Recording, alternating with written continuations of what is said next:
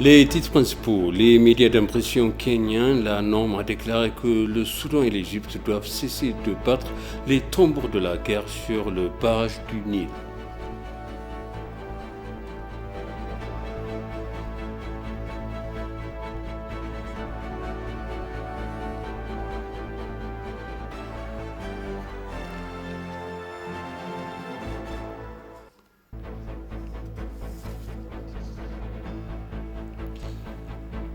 Bienvenue chers téléspectateurs sur ABC, c'est moi Zalal Mourkana avec le journal.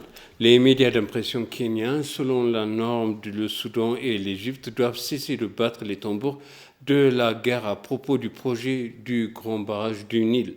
Le journal a déclaré que ni l'Égypte ni le Soudan ne peuvent revendiquer la position absolue de l'eau du Nil. Voici le reportage de BTS Oussiared. Bien que l'Égypte et ses dirigeants n'aient jamais voulu que l'Éthiopie entreprenne un projet de développement sur la rivière Abaï depuis plus d'un demi-siècle, le pays a déjà commencé à construire un méga barrage sur la rivière en 2011. Le Soudan, jusqu'à la dernière, était très favorable à l'Éthiopie concernant le projet. Le Soudan avait même montré un énorme appétit pour obtenir plus d'énergie électrique, le projet étant rapidement opérationnel. Les responsables soudanais, l'Éthiopie prévoit de collecter 13,5 milliards de mètres cubes d'eau en juillet, mais les deux pays sans compte cette décision, a tout souligné l'éditorial. Le Soudan Tribune a rapporté que le Premier ministre soudanais Abdullah Hamdok avait appelé son homologue égyptien et éthiopien à une réunion à huis clos sur le remplissage de l'exploitation du grand barrage de la Renaissance éthiopien.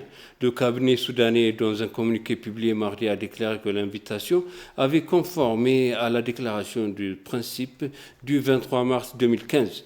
Selon Soudan Tribune, lors d'une réunion tenue du 3 au 6 avril, dans la capitale de la République démocratique du Congo, Kinshasa, les trois pays n'ont pas réussi à parvenir à un accord sur une médiation à 4 pour négocier un règlement final sur le remplissage et l'opération du grand barrage de la Renaissance. Les trois pays se sont mis d'accord sur plus de 90% de l'ordre du jour de négociation. Parmi les problèmes restants, il y a le mécanisme de résolution des conflits, la sécheresse et d'autres problèmes environnementaux et le partage des données. Récemment, l'Éthiopie a invité ses homologues, l'Égypte et le Soudan, à échanger des données sur le dépôt du grand barrage, mais les deux pays ont rejeté la proposition.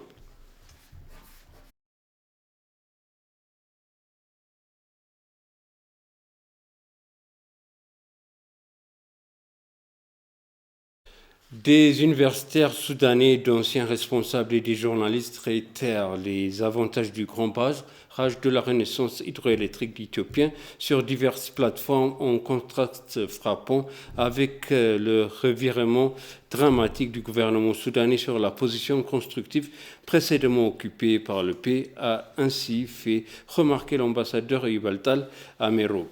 Au cours de la discussion, l'ambassadeur Yubaltal a souligné les relations interpersonnelles profondément enracinées, culturelles et historiques entre l'Éthiopie et le Soudan qui doivent être renforcées par de nouveaux engagements. À cet égard, la secrétaire générale a déclaré que le Conseil était prêt à organiser prochainement la visite de la délégation éthiopienne de diplomatie publique au Soudan. Les deux parties ont noté l'importance de la coopération dans l'organisation de divers événements qui renforcent encore les relations entre le peuple éthiopien et le Soudan.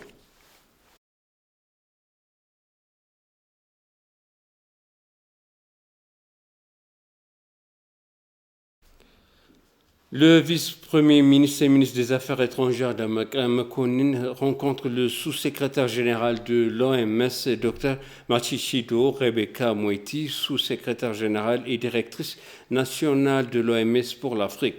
Au cours de leur discussion, le vice-premier ministre a souligné l'aide durable de l'organisation depuis que l'Éthiopie a élaboré sa première politique de santé publique vers la fin de la période impériale à la fin des années 1950. Dans leur discussion sur la pandémie de Covid-19, Demek a souligné que la solidarité mondiale est plus que jamais indispensable pour répondre efficacement à cette crise sans précédent. Dr Matishido Rebecca Moiti, pour sa part, a déclaré que l'Éthiopie est un partenaire de longue date de l'OMS, ajoutant que leurs relations de travail devraient être renforcées par des engagements élargis du secteur de la santé.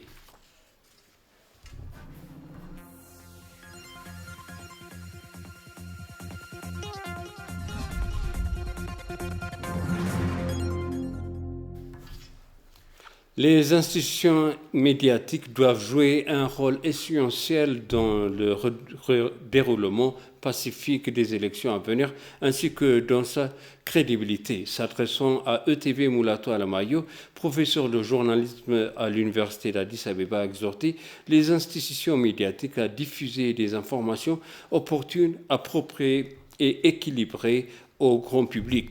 Les médias doivent également informer le public de manière agressive sur chaque processus électoral afin que la clarté prévale. Les journalistes et les institutions médiatiques doivent également publier des articles d'investigation destinés à informer le public des irrégularités avant et après les élections générales, a souligné l'instructeur.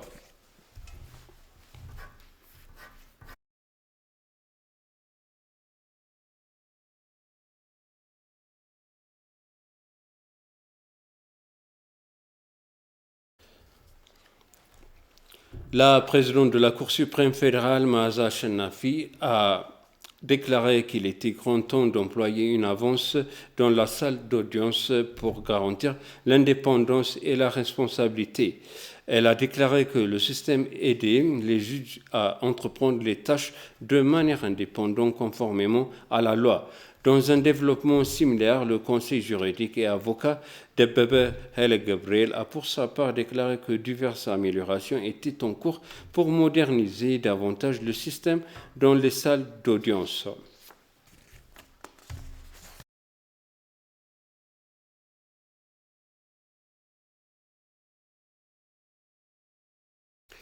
Et pour conclure le journal, le gouvernement du Soudan du Sud dit qu'il travaille à accélérer les réformes dans le secteur de la sécurité du pays. Cela survient à un moment où la mission des Nations Unies au Soudan du Sud a annoncé son intention de réduire le nombre de soldats l'an prochain. L'ONU a maintenant remis le camp de personnes déplacées au gouvernement du Soudan du Sud. Il y a actuellement 17 000 soldats américains et 2 000 policiers au Soudan du Sud. Un accord de paix signé en 2018 a décrit comment les réformes du secteur de la sécurité devraient être entreprises au Soudan du Sud. Les anciennes forces armées rivales devraient être unifiées, recyclées et redéployées.